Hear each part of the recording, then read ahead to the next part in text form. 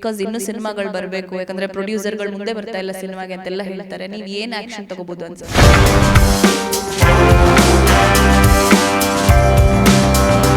Bike ಮಾಡಿರೋದು ಯಾವ ರೀತಿ, ಆ ಥಾಟ್ ಹೆಂಗ್ ಬಂದಿದ್ದು? ಪೀಸರ್ ಹೇಳಿದ್ರಲ್ಲ, ಶಿವಪ್ಪ ಸಿಗ್ತಾನೆ, ಕೆಟ್ಟದ್ ಮಾಡಿದ್ರೆ ರಾಯಪ್ಪ ಸಿಗ್ತಾನೆ, ಚಾಯ್ಸ್ ಇಸ್ ಯೋರ್ಸ್. ಈ ಸ್ಟಾರ್ ವಾರು ಇದ್ರ ನಡುವೆ ಒಂದಿಷ್ಟು ಅಭಿಮಾನಿಗಳು ಅಂತ ಹೇಳಿ ಅವರ ಹೆಸರಲ್ಲಿ ಈ ಒಂದಷ್ಟು ಪೇಜಸ್ಗಳಾಗುತ್ತೆ, ಎಲ್ಲವೂ ಕೂಡ ಶುರು ಆಗುತ್ತೆ. ಸರ್, ನಿಮಗೆ ಈ ಅಭಿಮಾನವನ್ನು ತೋರಿಸೋ ಬರದಲ್ಲಿ ಸಿನಿಮಾಗಳನ್ನು ಪೈರಸಿ ಮಾಡೋದು, ವಿಡಿಯೋಗಳ ತುಣುಕುಗಳನ್ನು ಹಾಕೋದು, ಅವ್ರ ಸಿನಿಮಾ ಚೆನ್ನಾಗಿ ಓಡಬಾರ್ದು ಅಂಥೇಳಿ ತೊಂದರೆ ಮಾಡೋದು, ಹಿಂದೆಲ್ಲ ಸರ್ ರಾಜ್ಕುಮಾರ್ ಸರ್ ಸಿನಿಮಾ ಆಗಿರ್ಬೋದು, ಹಳೆಯ ಕಾಲದಲ್ಲಿ ಪೈರಸಿ ಅನ್ನೋ ವರ್ಡೇ ಗೊತ್ತಿರಲಿಲ್ಲ. ಈಗ ಈ ಪೈರಸಿ ಅನ್ನೋದು, ಈಗ ಪ್ರೊಡ್ಯೂಸರ್ ಸರ್ ಹೇಳ್ತಾ ಇದ್ರು, ನಂಗೆ ಪೈರಸಿ ಅನ್ನೋ ವರ್ಡೇ ಗೊತ್ತಿರಲಿಲ್ಲ ಅಮ್ಮ, ಈ ಸಿನಿಮಾ ಬಿಡುಗಡೆ ಆದಮೇಲೆ ನನ್ನ ಕಿವಿಗೆ ಬೀಳ್ತಾ ಇದೆ ಅಂತ. ಈ ಚೇಂಜ್ ಓವರ್ ಬಗ್ಗೆ, ಈ ಜನ್ರೇಷನ್ ಬಗ್ಗೆ, ಈ ಅಭಿಮಾನಿಗಳ ಒಂದು ಹುಚ್ಚಾಟದಲ್ಲಿ ಆಗುವಂಥ ವಿಡಿಯೋಗಳು ಲೀಕ್ ಆಗೋದೆಲ್ಲ, ಇದ್ರ ಬಗ್ಗೆ ಏನು ಹೇಳ್ತೀರಿ ಸರ್ ನೀವು? ನೀವು ಏನಾದರೂ ಮಾಡಿ ಎರಡು ಚಾಯ್ಸ್ ಇರುತ್ತೆ ಲೈಫಲ್ಲಿ, ಒಂದು ಗುಡ್ ಆರ್ ಬ್ಯಾಡ್. ನೀವು ಗುಡ್ಡನ್ನು ಆಯ್ಕೆ ಮಾಡಿಕೊಂಡ್ರೆ ಎಲ್ಲೋ ಒಳ್ಳೆಯದಾಗತ್ತೆ. ನೀವು ಬ್ಯಾಡ್ ಚಾಯ್ಸ್ಗೆ ಖಂಡಿತವಲ್ಲೂ ನಿಮ್ಗೆ ಅದಕ್ಕೆ ತಕ್ಕನಂಥ ಪ್ರತಿಫಲ ಸಿಗಿ, ಎಷ್ಟೇ ಮಚ್ಚಿಕೊಂಡು ಓಡಾಡಿ, ಹಿಂದೆ ನಿಂತ್ಕೊಂಡು ಮಾಡಿ, ಅಥವಾ ನೀವು ಹೇಳ್ದಂಗೆ ಪೈರಸಿನ ಮಾಡಿಸಿ, ಇನ್ನೊಂದು whatever you do bad with a bad intention, you have to pay it off. ಅದನ್ನು ಹೀಗೆ ಮಾಡಬೇಡಿ ಅಂತ ಹೇಳೋಷ್ಟು ದೊಡ್ಡವನಲ್ಲ, ನಾನು ಒಬ್ಬ ಸಾಮಾನ್ಯ ಮನುಷ್ಯ. ಬಟ್ ನನ್ನ ನಂಬಿಕೆ, ನೀವು ಎಷ್ಟೇ ಯಾರ ಮುಂದೆ ಎಷ್ಟೇ ನೀವು ಚೆನ್ನಾಗಿದ್ದು, ಏನೇ ತೊಂದರೆ, ಬ್ಯಾಡ್ ಇಂಟೆನ್ಷನ್ ಇದ್ದರೆ you will definitely face it. ನಾನು ಅದನ್ನು ಪರ್ಸ್ನಲ್ಲಾಗಿ ನೋಡಿದ್ದೀನಿ. ಆ ಇಂಟೆನ್ಷನಲ್ಲಿ ಏನೇನು ಆಗಿ ಮಾಡಿರೋದು ಎಲ್ಲರಿಗೂ ಯಾವ್ಯಾವ ರೀತಿಯಲ್ಲಿ ಪ್ರಾಬ್ಲಮ್ಸ್ ಇದೆ, ಅಥವಾ ನನ್ನ ಲೈಫಲ್ಲೇ ಎನಿ ಬ್ಯಾಡ್ ಇಂಟೆನ್ಷನ್ಗೆ ತಕ್ಕಂಥ ಕರ್ಮಗಳನ್ನ ಎಲ್ಲನೂ ಅನುಭವಿಸ್ಲೇಬೇಕಾಗತ್ತೆ. ಸೊ ಅದು ಅವ್ರವ್ರ choice. It is not a good move ಯಾರ್ದು. ಏನಕ್ಕೆ ಬೇಕು ಪ್ರೀತಿಸೋದ್ರಲ್ಲಿ, ಏನು ಕಷ್ಟ?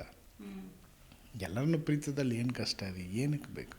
Like I don't understand. ಆಮೇಲೆ ಇದು ಹೇಳೋಷ್ಟು ದೊಡ್ಡವನಲ್ಲ. ನಾನು ಸಿನಿಮಾ ಹೇಳಿರೋದು ಇಷ್ಟೇ, ಇದೇ ನಾನು ಹೇಳಿದ್ದೆ, ಒಳ್ಳೇದು ಮಾಡೋ ಶಿವಪ್ಪ ಸಿಗ್ತಾನೆ, ಕೆಟ್ಟದ್ದು ಮಾಡೋ ರಾಯಪ್ಪ ಸಿಗ್ತಾನೆ, ಚಾಯ್ಸ್ ಇಸ್ ಯೋರ್ಸ್. ಸರ್, ಒಂದು ಸಿನಿಮಾ ಅಂತ ಬಂದಾಗ ಸಾಕಷ್ಟು ದಿನದ ಪರಿಶ್ರಮ, ನಿಮ್ಮ ಕಥೆ, ಸ್ಟೋರಿ ಲೈನು, ಒಬ್ಬ ಪ್ರೊಡ್ಯೂಸರ್ ಹಾಕಿರುವಂತಹ ದುಡ್ಡು, ಹಾಗೆಯೇ ನಟರ ಒಂದು ಫ್ಯೂಚರ್ ಎಲ್ಲವೂ ಕೂಡ ಇರುತ್ತೆ. ಪೈರಸಿ ಅನ್ನೋದು ಎಲ್ಲವನ್ನು ಕೂಡ ಹಾಳು ಮಾಡಿಬಿಡುತ್ತೆ ವಿದಿನ್ ಡೇಸ್, ಅಥವಾ ಒಂದೇ ದಿನ ಸಿನಿಮಾ ಲೀಕ್ ಆಗೋದು, ಅಥವಾ ಈ ರೀತಿ ಎಲ್ಲ ಆಗೋದು. ಸೊ ಇದು ಎಷ್ಟು ತೊಂದರೆ ಆಗುತ್ತೆ ಈ ಥರ ಮಾಡೋರಿಗೆ. ನೀವೇ ಒಂದು ಕಮಿಟಿನೋ ಅಥವಾ ಏನೋ ಒಂದು ಸೈಬರ್ ಕ್ರೈಮಿಗೆ ಕಂಪ್ಲೇಂಟ್ ಮಾಡೋದು, ಈ ರೀತಿ ಒಂದು ಚರ್ಚೆ ಏನಾದರೂ ಮಾಡಿದ್ರೆ, ಈಗ ಬೇರೆ ಕಡೆ ನೀವು ನೋಡ್ಬೋದು, ಆ ವೆಬ್ಸೈಟ್ಗಳನ್ನೇ ಏನೋ ಸೈಬರ್ ಕ್ರೈಮ್ ಸೆಕ್ಯೂರಿಟಿ ಕೊಟ್ಟು ಆ್ಯಕ್ಷನ್ ಎಲ್ಲ ತಗೊಂಡ್ರು. ನೀವು ಯಾವ ರೀತಿ ಇದನ್ನು ಫೇಸ್ ಮಾಡಬೇಕು ಮುಂದಿನ ದಿನಗಳಲ್ಲಿ? ಬಿಕಾಸ್ ಇನ್ನೂ ಸಿನಿಮಾಗಳು ಬರಬೇಕು, ಯಾಕಂದರೆ ಪ್ರೊಡ್ಯೂಸರ್ಗಳು ಮುಂದೆ ಬರ್ತಾ ಇಲ್ಲ ಸಿನಿಮಾಗೆ ಅಂತೆಲ್ಲ ಹೇಳ್ತಾರೆ. ನೀವು ಏನು ಆ್ಯಕ್ಷನ್ ತೊಗೋಬೋದು ಅನ್ಸುತ್ತೆ? ಎಲ್ಲದಕ್ಕೂ ಆ್ಯಕ್ಷನ್ ಇದೆ, ಅದು ಒಬ್ಬ ತೊಗೊಳ್ಳೋ ಆ್ಯಕ್ಷನ್ ಮೇಲೆ ಡಿಪೆಂಡ್ ಆಗಲ್ಲ. ಇವತ್ತು ಪ್ರೊಡ್ಯೂಸರ್ ಒಂದು ಸ್ಟೇ ತೊಗೊಂಬಂದಿದ್ದಾರೆ, ಅವ್ರ ಕೈಯಲ್ಲಿ ಅದಗಿದವರು, ಹಾಗಲ್ಲ. ಇದು ಎಲ್ಲ ಯುನೈಟ್ ಆಗಬೇಕು. When we call cinema industry as one family, you have to ask, ನಿಜವಾಗ್ಲೂ ಫ್ಯಾಮಿಲಿ ಥರ ನಡ್ಕೋತಾ ಇದ್ದೀವ ನಾವೆಲ್ಲ? ನಿಜವಾಗ್ಲೂ ಎಲ್ಲ ಕೇಳಿದಾಗ ಮೈಕಿದಾಗ ನಾವೆಲ್ಲ ಒಂದೇ ಕುಟುಂಬ ಅಂತ ಮಾತಾಡ್ತೀವಿ. ಬಟ್ ನಮಗೆ ನಾವೇ ಒಳಗಡೆ ಕೇಳಬೇಕಲ್ಲ, ನಿಜವಾಗ್ಲೂ ಫ್ಯಾಮಿಲಿ ಥರ ನಡ್ಕೊತಾ ಇದ್ದೀವ? ನಿಜವಾಗ್ಲೂ ಒಬ್ರಿಗೊಬ್ಬರು ಒಳ್ಳೇದು ಬಯಸ್ತಾ ಇದ್ದೀವ? ಸೊ ಯಾರಿಗಾನ ತೊಂದರೆ ಆಗ್ತಾಯಿದೆ ಅಂದರೆ ನಾವೇನು ತೊಗೊಂಡಿದ್ದೀವಿ ಆ್ಯಸ್ ಅ ಕಮಿಟಿ? ಇವಾಗ ಪೈರಸಿ ಅನ್ನೋದು ಒಂದು ಇದೆ. ಇದಕ್ಕೆ ರೆಡಿ ಮಾಡೋಕ್ಕೆ ಏನು ಮಾಡಬೇಕಂದ್ರೆ ಎಲ್ಲರೂ ಒಂದಾಗಬೇಕು. ಈಗ ಸಿನಿಮಾ ಕಡೆ ಪೈರಸಿ ಮಾತ್ರ ಅಲ್ಲ, ಬೇರೆ ಏನೇನು ನಿಮಗೆ ಸಿನಿಮಾ ರಿಲೀಸ್ ಮಾಡಿದಾಗ ನೆಗೆಟಿವಿಟಿ ಆಗೋಕ್ಕೆ ಚಾನ್ಸಸ್ ಇದೆ, ಅದಷ್ಟೂ ಬೇರೆ ಸಮೇತ ಕಿತ್ತಾಕಬೇಕಂದ್ರೆ ಇಡೀ ಸಿನಿಮಾ ತಂಡ ಒಂದಾಗಬೇಕು. ಒಂದಾಗಿ ಎಲ್ಲರೂ ಒಂದೇ ರೂಲ್ಸ್ ಫಾಲೋ ಮಾಡಬೇಕು. ಎಲ್ರಿಗೂ ಒಂದೇ ರೂಲ್ಸು, ಈ ಥರದಕ್ಕೆ ಈ ಥರ ಇರುತ್ತೆ ಅಂತಂದರೆ ಖಂಡಿತವಲ್ಲೂ 24 ಅವರ್ಸಲ್ಲಿ ತೆಗೆದಾಕ್ಬಿಡ್ಬೋದು. ಇಲ್ಲೇನಿದೆ, ದಟ್ ಯೂನಿಟಿಗೆ ಯಾರಾದರೂ ಒಬ್ಬರು ಸ್ಟ್ರಾಂಗಾಗಿ, unity is not that easy. ಯಾಕಂದರೆ ಎಲ್ಲರ ಜೊತೆಲೇ ಇದ್ದಂಗಿದ್ದು ಒಂದು 10 ಜನ ಬೇರೆ ಕೆಲಸ ಮಾಡ್ತಿದ್ರೆ ಯು ಕ್ಯಾನ್ ಫೈಂಡ್. ಬಟ್ ಅದು ನಮಗೆ ಬರಬೇಕು ಒಳಗಡೆಯಿಂದ. ನಮ್ಮದು ಕುಟುಂಬ ಅಂದರೆ ನಾವು ಕಾಪಾಡಿಕೊಳ್ಳೇಬೇಕು. ಈ ಕ್ರಿಕೆಟಲ್ಲಿ 11 ಜನ ಆಡಿದ್ರೇ ಗೆಲ್ಲಕ್ಕಾಗೋದು. ಸೊ 11 ಜನನೂ ಹ್ಯಾವ್ ಟು ಗಿವ್ 100%. ಈ ಸಿನಿಮಾದಲ್ಲಿ ಸರ್ ಪ್ರತಿಯೊಂದು ಪಾತ್ರವೂ ಕೂಡ ಬಹಳ ಚೆನ್ನಾಗಿ ತೋರಿಸಿದ್ದೀರಿ. ಈ ಬೈಕ್ ಬಗ್ಗೆ ಕೇಳಬೇಕು. ನೀವು ಬೈಕ್ ಮುಂದೆ ನಿಂತ್ಕೊಂಡು ಫೋಟೋಸ್ ತೆಗೆಸ್ಕೊಳ್ತಾ ಇದ್ದಿದ್ದಂಥ ಒಂದಷ್ಟು ಫೋಟೋ ನೋಡಿದೆ. ಈ ಬೈಕ್ ಮಾಡಿರೋದು ಯಾವ ರೀತಿ, ಆ ಥಾಟ್ ಹೆಂಗೆ ಬಂದಿದ್ದು, ಆ ಬೈಕ್ ಮುಂದೆ ಇರೋಂಥ ಬಫೆಲೋ ಮುಖ ಆಗಿರ್ಬೋದು, ಇದಕ್ಕೆಲ್ಲ ಎಲ್ಲಿಂದ ಸರ್ ಐಡಿಯಾ ನಿಮಗೆ ಅಂತ? ಎಲ್ಲ ಒಪ್ಪಿಸರೆ ಉಪ್ಪಿ ಸರ್ ಸಿನಿಮಾಗಳು ನೋಡಿದ್ದೀವಲ್ಲ, ಅವರು ಎಲ್ಲ ಡಿಫ್ರೆಂಟಾಗೇ ಯೋಚನೆ ಮಾಡಿರ್ತಾರೆ. ಸೊ ಅವ್ರ ಕ್ಯಾರೆಕ್ಟರ್ನ ಡಿಸೈನ್ ಮಾಡಿದಾಗ ನಾನು ಸುಮ್ಮನೆ ಇಡೋಕ್ಕಂತೂ ಆಗಲ್ಲ. ಸೊ ಅವ್ರು ಮಾಡಿರೋದೇನೆ, ಬಟ್ ನಾನು ಅದನ್ನು ಸ್ವಲ್ಪ ನನ್ನ ಸ್ಟೈಲಲ್ಲಿ ಅವ್ರಿಗೂ ಸಪ್ರೇಟ್ ಬೈಕು, ಅವ್ರ ಕಾಸ್ಟ್ಯೂಮ್ಸ್ ಬೇರೆ, ಅವ್ರು ಹಾಕೋ ಗ್ಲಾಸ್ ಬೇರೆ ಥರ ಇರುತ್ತೆ, ಅವ್ರು ಹಾಕೋ ಶೂಸು, ಅದರಲ್ಲೂ ಒಂದು ಬುರ್ಡೆ ಇರುತ್ತೆ, ಅವ್ರು ಮಾತಾಡೋ ಟೋನು, ಅವ್ರ ಅಟೈರ್, ಅವ್ರ ಸ್ಟೈಲು ಎಲ್ಲವೂ ನಾನು ಕಲ್ಪನೆ, ಬಟ್ ಅದು ಎಕ್ಸಿಕ್ಯೂಟ್ ಮಾಡಿದ್ದು ಒನ್ ಆ್ಯಂಡ್ ಓನ್ಲಿ ಅವರೇ, ಉಪ್ಪಿ ಸರ್. ಈ ಆಫ್ರೋ ತಪ್ಪಂಗ್ ಸಾಂಗ್ ನಾನು ನೋಡ್ತಾ ಇದ್ದೆ, ಸಿಕ್ಕಾಪಟ್ಟೆ ಕಲರ್ಫುಲ್ಲು. ರಾಜ್ ಬಿ ಶೆಟ್ಟಿ ಅವರನ್ನು ನೋಡಿದ್ರೆ ಒಂದು ಶೇಡಲ್ಲಿ ಕಾಣಿಸ್ತಾರೆ, Upendra sir full colourful, Shivanna sir ಈ ಕಾಸ್ಟ್ಯೂಮ್ ನಿಮ್ಮ ತಲೆಯಲ್ಲಿ ಹೀಗೆ ಮಾಡಬೇಕು ಅಂತ ಹೆಂಗೆ ಅದೆಲ್ಲ ನೀವು ಯೋಚನೆ ಮಾಡಿ? ಇಲ್ಲ, ಅದು ನಮಗೆ ಪ್ರಮೋಷ್ನಲ್ ಸಾಂಗ್ ಅಂತ ಅಂದಿದ್ದಾಗ ನಮ್ಗೆ ಆ ಫ್ರೀಡಮ್ ಸಿಕ್ಬಿಡ್ತು. ಅದೊಂದು ಆಲ್ಬಮ್ ಸಾಂಗ್ ಥರ ಟ್ರೀಟ್ ಮಾಡಿದ್ವಿ. ಯಾಕಂದರೆ ಅದು ಸಿನಿಮಾದಲ್ಲಿ ನಮಗೆ ಈ ಕ್ಯಾರೆಕ್ಟರ್ಸ್ ಯಾರು ಡ್ಯಾನ್ಸ್ ಮಾಡಿ ಕುಣಿಯೋ ಥರದ ಕ್ಯಾರೆಕ್ಟರ್ಸ್ ಅಲ್ಲ ಈ ಸ್ಟೋರಿನಲ್ಲಿ. ಬಟ್ ಸ್ಟಿಲ್ ಒಂದು ಪ್ರಮೋಷನ್ಗೆ ಒಂದು ಸಾಂಗ್ ಬೇಕಿತ್ತು ನಮಗೆ. ಆ ಸಾಂಗ್ ಡಿಸೈನ್ ಮಾಡಿದಾಗ ನನಗೆ ತುಳು ಅದು. ಸೊ ನಿಮ್ಮ ಆ ಸಾಂಗ್ ನೋಡಿದರೆ ನಿಮಗೆ ಮೊದಲು ಆ ನಾಯಿಯಿಂದನೇ ಸ್ಟಾರ್ಟ್ ಆಗುತ್ತೆ. ರಾಜ್ ಸರ್ನ ನಾಯಿಗಳು ಅಟ್ಟಿಸ್ಕೊಂಡ್ಬರ್ತವೆ, ಅಲ್ಲಿಂದ ತಪ್ಪಿಸ್ಕೊಂಡು ಎಲ್ಲೋ ಬಿದ್ದೋಗ್ತಾರೆ, ಇವರಿಬ್ಬರು ಪಾಠನೇ ಹೇಳ್ತಾರೆ. ಫುಲ್ ಲಿರಿಕ್ಸ್ ನೀವು ನೋಡಿದ್ರೆ there is only positive lyrics, ಬುದ್ಧಿವಾದ. ನಮ್ಮ ಫಿಲಮಲ್ಲಿ ಏನಿದೆ ಅದಷ್ಟು ಲಿರಿಕಲ್ಲಿಯಾಗಿ ಕನ್ವರ್ಟ್ ಆಗಿರುತ್ತೆ ಸಾಂಗಲ್ಲಿ.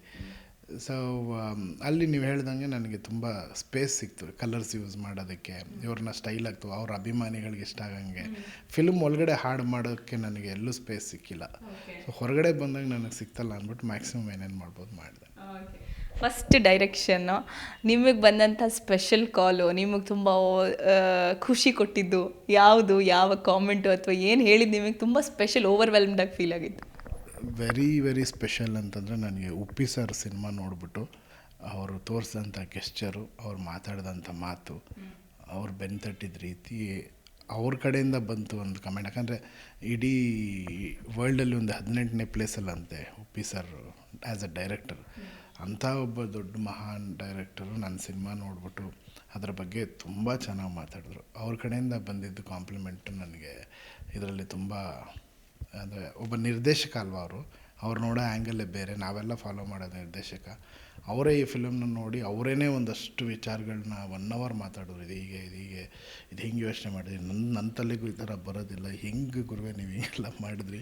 2 or 20 minutesಲ್ಲಿ ಆ 3 ಜನ ಹೀರೋಗಳನ್ನ ಕರೆಕ್ಟಾಗಿ ಬ್ಯಾಲೆನ್ಸ್ ಮಾಡಿ, ನೀವು ಹೇಳೋ ಕಥೆನೂ ಹೇಳಿ, ಆಮೇಲೆ ನಾನು ಹೀಗೆ ಹೇಳೋದು ಅನ್ನೋದನ್ನು ಫಿಕ್ಸ್ ಮಾಡಿ, ಅದನ್ನು ಡಿಫ್ರೆಂಟಾಗಿ ನರೇಟ್ ಮಾಡಿ, ಇಟ್ ಇಸ್ ರಿಯಲ್. ಆ್ಯಂಡ್ ಲಾಸ್ಟಲ್ಲಿ ಫುಲ್ ಫಿಲಮ್ ರಿವೈಂಡ್ ಮಾಡಿ ತಿರ್ಗಾ ಅಲ್ಲಿಂದ ಇಲ್ಲಿಗೆ ಕನೆಕ್ಟ್ ಮಾಡಿ ಸೋ ಮೆನಿ ಥಿಂಗ್ಸ್ ಹೇಳೋಣ. ನಿಜವಾಗ್ಲೂ ಗುರುವೆ ನಂಗೆ ಭಾಳ ಇಷ್ಟ ಆಯಿತು ಅಂತ ಉಪ್ಪಿ ಸರ್ ಹೇಳಿದ್ರಲ್ಲ, that was the best comment. Sir, ಈಗ ನಿಮ್ಗೆ ಯಾರು favourite? Director Arjun Janya sir ಇಷ್ಟನಾ ನಿಮಗೆ, ಅಥವಾ ಮ್ಯೂಸಿಕ್ ಮಾಡೋದು ಇಷ್ಟನಾ? ಇಬ್ಬರಲ್ಲಿ ಯಾರು ಫಸ್ಟ್ ಫೇವ್ರೇಟ್? ಈಗ ನಾನು ಹುಡುಕ್ತಾ ಇದ್ದೀನಿ ಯಾರು ಫೇವ್ರೇಟ್ ಅಂತ. ನಮ್ಗಂತೂ ಎರಡು ಇಷ್ಟ ಆಗಿದೆ. Thank you madam. ಅಥವಾ ಮಗು ಮನಸ್ಸಿನ ರಿಯಾಲಿಟಿ ಶೋ ಅಲ್ಲಿ ತುಂಬ ಒಂದು ಇನ್ನೋಸೆಂಟಾಗಿ ಕಾಣಿಸ್ಕೊಳ್ಳೋ ಅಂತ ಅರ್ಜುನ್ ಜನ್ಯ ಸರ್ ಇಷ್ಟ. ಆ್ಯಕ್ಚುಲಿ ಆಡಿಯನ್ಸ್ಗಂತೂ ರಿಯಾಲಿಟಿ ಶೋ ಅಲ್ಲಿರುವಂಥ ಅರ್ಜುನ್ ಜನ್ಯ ಸರ್ ಸಿಕ್ಕಾಪಟ್ಟೆ ಇಷ್ಟ. ನಿಮಗೆ ಯಾರು ಇಷ್ಟ? ಮೋಸ್ಟ್ಲಿ ಅದೇ ಅನಿಸುತ್ತೆ, ಅದೇ ನಾನು ಒರಿಜಿನಲ್ಲು. ರಿಯಾಲಿಟಿ ಶೋ ಅಲ್ಲಿ ಏನು ನೋಡ್ತಾ ಇದ್ದೀರಾ ಅಲ್ಲಿ ನಾನು ಮರ್ತೋಗ್ಬಿಡ್ತೀನಿ, ಅಲ್ಲಿ ನಾನು ಅರ್ಜುನ್ ಜನ್ಯ ಅಥವಾ ಇನ್ನೊಂದು ಅನ್ನೋದೇನಿರಲ್ಲ. I will be just what I am. ಅದು ಹಾಗೆ ನಾನು ಬೆಳ್ಕೊಂಬಂದಿದ್ದು, ಸೊ ಹಾಗೆ ಇದ್ಬಿಟ್ಟಿದ್ದೀನಿ ಅಷ್ಟೇ. ನೋ ಉತ್ಪ್ರೇಕ್ಷೆ, ನೋ ಊಹಾಪೋಹ.